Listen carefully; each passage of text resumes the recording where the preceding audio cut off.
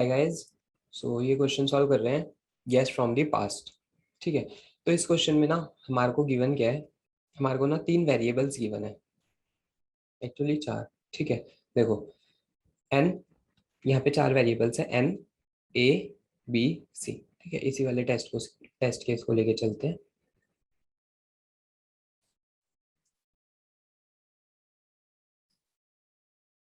ठीक है, हमारे को 3 वेरिएबल्स गिवन है n a b and c।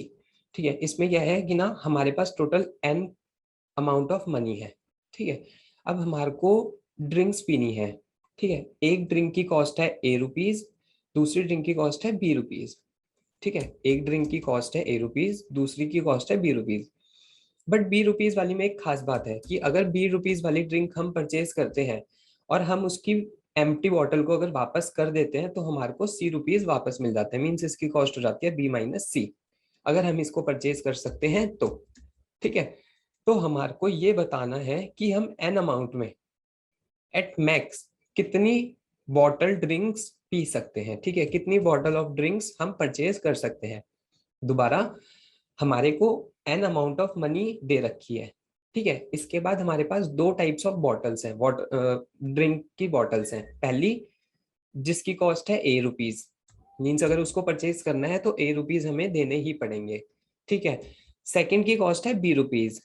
ठीक है, अगर हम एक ही खाली बॉटल को, एम्प्टी बॉटल को वापस करते हैं तो हमें कुछ भी वापस नहीं मिलेगा, मतलब कोई भी रिटर्न नहीं मिलेगा। बट अगर हम बी वाली बॉटल को, एम्प्टी बॉटल को वापस दे देते हैं तो हमारे को ₹c बैक मिल जाएंगे। तो हमें ये बताना है कि ना हम टोटल नंबर ऑफ ड्रिंक कितनी परचेज कर सकते हैं, कितनी बॉटल्स हम परचेज कर सकते हैं। ठीक है, तो देखो नॉर्मल सा लॉजिक है कि n हमें a या फिर b-c। ठीक है, अब देखो अगर पहली कंडीशन चेक करते हैं, मैंने कहा ये जो b-c है ना, कंडीशन 1, मैंने कहा कि ना ये जो b-c है ये अमाउंट मेरा ग्रेटर देन है a से। अगर मेरा b-c अमाउंट ग्रेटर देन है a से, मीन्स जो मेरे को रिटर्न मिल रहे हैं, ठीक है, जो अमाउंट मेरे को रिटर्न मिल रहा है वो उतना है ही नहीं जितना, मतलब कि पहले वाले, देखो इसको मैंने परचेज किया। ठीक है, इसको परचेज करने के बाद रिटर्न जो मिला वो उसके परचेज से भी कम है, परचेज से भी ज्यादा है। मींस देखो मैंने कहा कि ना मेरे को फॉर एग्जांपल ए का अमाउंट था ₹8। ठीक है, बी का अमाउंट था ₹50 एंड बैक मिलते मेरे को फॉर एग्जांपल ₹20। तो इसकी कॉस्ट कितनी होगी 30। तो मैं इसको कभी परचेज ही नहीं करूंगा। ठीक है, मींस अगर मेरा b-c अगर मेरा ग्रेटर देन हो जाता है ए, ग्रेटर देन या फिर इक्वल्स टू हो जाता है ए, तो मैं कौन सी परचेज करूंगा, हमेशा ए वाली। ठीक है, तो मेरा आंसर क्या होने वाला है, हमेशा n/a। ₹a में मैं n, ₹a में मेरे पास अभी ₹a है। ठीक है, टोटल n है, एक बॉटल ₹a की है, तो मैं कितनी परचेज कर सकता हूँ, n/a कर सकता हूँ। ठीक है, अब दूसरी कंडीशन पे आते हैं, एल्स पे। एल्स पे ना अब ये हो सकता है कि ना हम ट्राई करेंगे कि ना हमारे को पैसे वापस मिले। जैसे हमने क्या कहा कि ना अब कंडीशन ऐसी होगी कि a is greater than b-c, means जो मेरे को पैसे वापस मिल रहे हैं ना वो थोड़े ज्यादा हैं, वो थोड़े ज्यादा हैं। तो मैं ट्राई करूंगा कि ना मैं पैसे वापस ले लूं। बट ऐसा भी हो सकता है कि ना मेरे पास बी अमाउंट ऑफ मनी हो ही ना। जैसे देखो मेरे पास ₹8 है। ठीक है, इन टोटल मेरे पास ₹8 है। ठीक है, एंड मेरे पास बी है 10 एंड सी है फॉर एग्जांपल 4। ठीक है, एंड ए था मेरे पास, देखो ए ले लिया मैंने फॉर एग्जांपल 10 ले लिया, बी ले लिया मैंने 10 एंड सी ले लिया 4। ठीक है, अब इससे मेरे को रिटर्न कितना मिलेगा 6। बट मेरे पास अमाउंट टोटल कॉस्ट ही 8 है, तो मैं खरीद ही नहीं सकता बी वाली को। तो इसमें केस क्या होगा कि कैन आई परचेज, क्या मैं परचेज कर सकता हूँ कौन से वाली, सेकंड वाली। ठीक है, या फिर मैं परचेज नहीं कर पाऊंगा। अगर मैंने परचेज कर ली, ठीक है, तो मेरे पास कितनी बॉटल्स मैं परचेज कर पाऊंगा, तो उसके लिए फॉर्मूला देखते हैं। देखो मेरे पास n गिवन है। ठीक है, मैं b-c अमाउंट दूंगा और कुछ k बॉटल्स ले लूंगा। मेरा अमाउंट कितना खर्च होगा b-c, क्योंकि c तो मेरे को रिटर्न मिल जाएगा। तो मेरा इफेक्टिव अमाउंट कितना होगा जो मैं दूंगा, b-c। ठीक है, अब इसके बाद मैं एक और बॉटल बी वाली परचेज कर सकता हूँ ना। जैसे जैसे मेरे पास ये आया कि बी फॉर एग्जाम्पल 10, ठीक है, ये मेरे पास है n, मेरे पास है a 9, ठीक है, b है मेरे पास, a भी 10 ले लेते हैं, a ले लेते हैं 10, b है 9 एंड c है 8। इस वाले एग्जाम्पल पे चलाते हैं, ठीक है। देखो 10 रुपीज है, मैं ए वाली खरीद सकता हूँ या तो बी वाली खरीद सकता हूँ। तो बी वाली में मेरे को 1 रुपए का रिटर्न मिल जाएगा। मेरे पास 10 रुपीज है और इसको खरीदने के लिए मेरे को स्टार्टिंग में 9 रुपीज चाहिए, तो मैं परचेज कर सकता हूँ। तो मैं बी वाली परचेज कर लूंगा। बी वाली परचेज करने के बाद मेरे को रिटर्न मिलेंगे 8 रुपीज। इसका मतलब मैंने टोटल इफेक्टिव कितने खर्च करे, मैंने बी के बाद सी माइनस हो गया, तो मैंने इफेक्टिव कितने खर्च करे, 10 - 1 मीन्स अभी मेरे पास 9 रुपीज है एक बी बॉटल खरीदने के बाद। तो अब भी तो मैं एक एक्स्ट्रा बी खरीद सकता हूँ एट दी एंड। तो यहाँ पे क्या होने वाला है, देखो n प्लस बी, ठीक है। तो इससे के निकाल लेते हैं कि कितनी बॉटल्स मैं ले सकता हूँ। तो इससे के आ जाएगा n minus B divided by B minus C equals to K, ठीक है। इससे के आ जाएगा। अब इससे मैं जितनी बॉटल्स सेकंड वाली परचेज कर सकता हूँ कर लूंगा। एंड एट द लास्ट मैं कौन सी बॉटल, मेरे पास अब कितना अमाउंट बच जाएगा एट n माइनस, इसका आंसर है फॉर एग्जाम्पल इससे खरीदने के लिए आंसर, ठीक है। तो आंसर इंटू के अमाउंट चले जाएगा मेरा, ठीक है, आंसर इंटू के अमाउंट चले जाएगा। अब उसके लिए, ठीक है, तो जब मैं इसको परचेज कर लूंगा, जब मैं इसको परचेज कर लूंगा तो मेरे पास अमाउंट कितना लो, मैंने अमाउंट इन बॉटल्स पे खर्च किया होगा तो वो अमाउंट होगा बी माइनस सी इंटू के। तो मेरे पास अभी अमाउंट कितना बच रखा होगा, एन माइनस बी माइनस सी इंटू में के। अब ये अमाउंट मैं कौन सी बॉटल्स पे खर्च कर सकता हूँ, ये अमाउंट मैं फर्स्ट बॉटल पे खर्च कर सकता हूँ, ठीक है। तो थोड़ा सा कोड लिखते हैं पहले इसका। हमारे को इनपुट लेने हैं 4 वेरिएबल्स, टेस्ट केसेस 1 होंगे सिर्फ। Long n equals to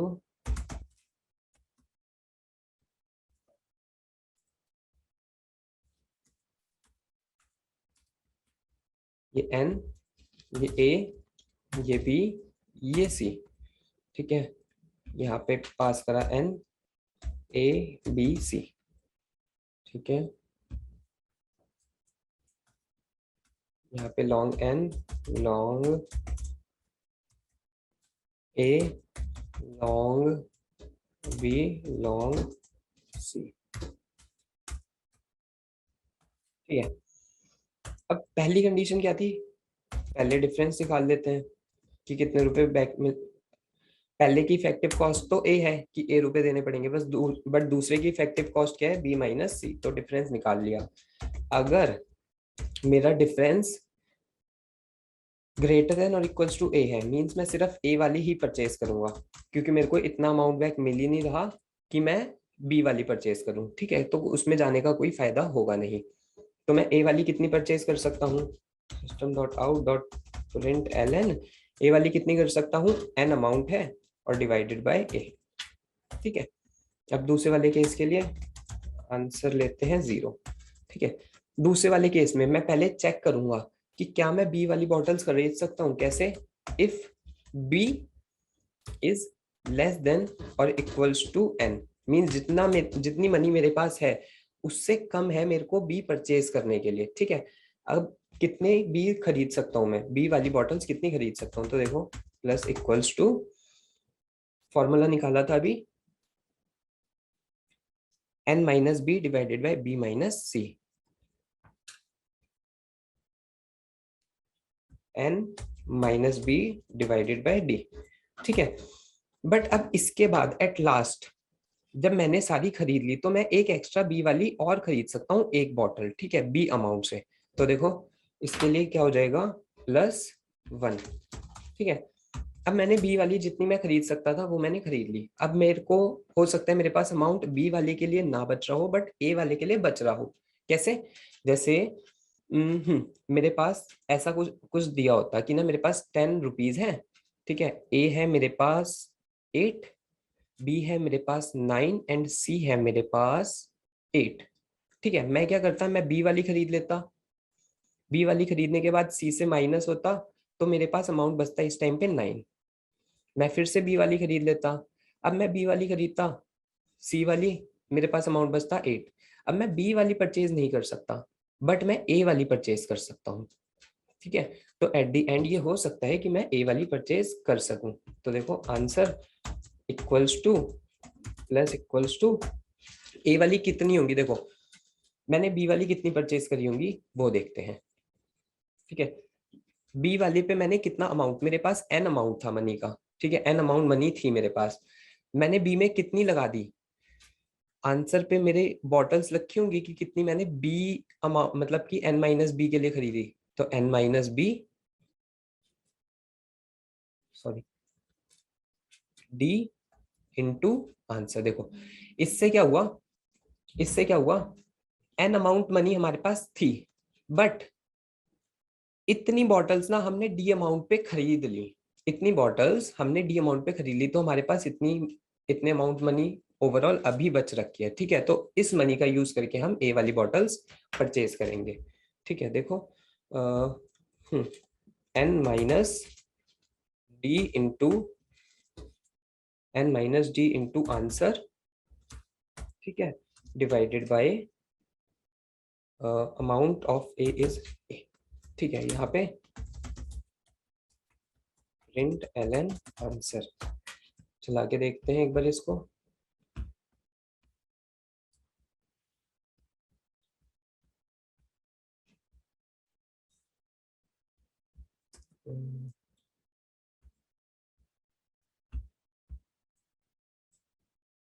compilation long, this is long, answer is also long.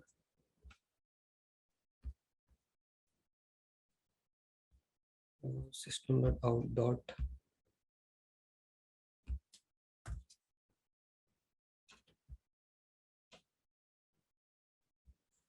तो 2 आ रहा है, एक बार सबमिट करते हैं इसको।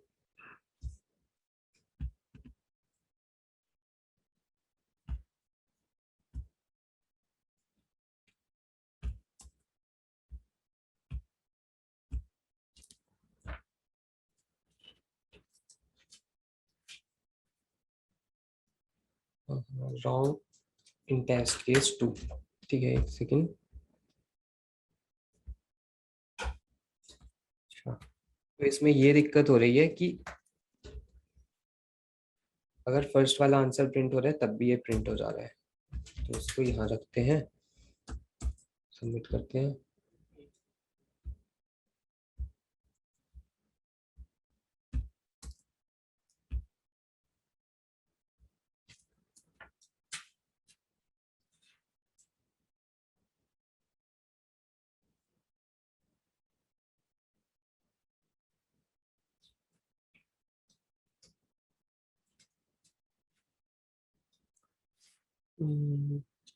तो अच्छा ये होना था। ठीक है, एक बार रन करते हैं इसको, याद है, सबमिट करते हैं।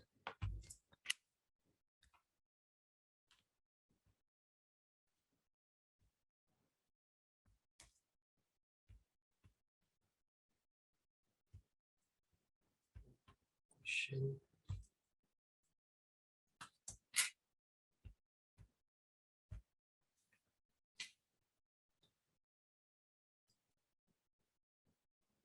ठीक है, तो एक्सेप्ट हो रहा है।